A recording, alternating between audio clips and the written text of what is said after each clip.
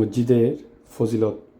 1 নম্বর হচ্ছে রসুল সাল্লাল্লাহু আলাইহি ওয়াসাল্লাম বলছেন, জামাতে আদায় করা নামাজ একাকী নামাজের তুলনায় 27 গুণ বেশি মর্যাদাপূর্ণ।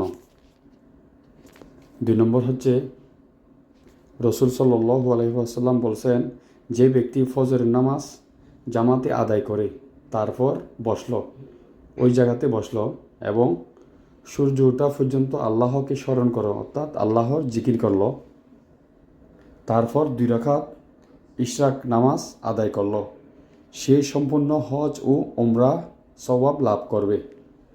3 নম্বর হচ্ছে যে ব্যক্তি মসজিদে আসার উদ্দেশ্যে ঘর থেকে বের হয়, সে যখনই 1 কদম চলে তখনই তার জন্য 1 নেকি লেখা হয় এবং 1 গুনাহ মাফ হয়। 4 নম্বর হচ্ছে, এটা হুঁশিয়ার দিয়েছেন আল্লাহ রসুল সাল্লাল্লাহু আলাইহি ওয়াসাল্লাম বলেন, আমি ইচ্ছে করলাম লোকদের নামাজের জন্য আযান দিতে বলি, তারপর ইমামত করতে অন্য কাউকে আদেশ দেই, এরপর যারা জামাতে আসে না তাদের বাড়িতে আগুন ধরিয়ে দিই। দেখেন, জামাতে না আসলে ঘরে যারা নামাজ পড়েন পুরুষরা, তাদের ব্যাপারে কী লেখছে, কি বলছে দেখেন, শুনেন। আল্লাহ সবাইকে হেদায়েত দান করুক, আমিন।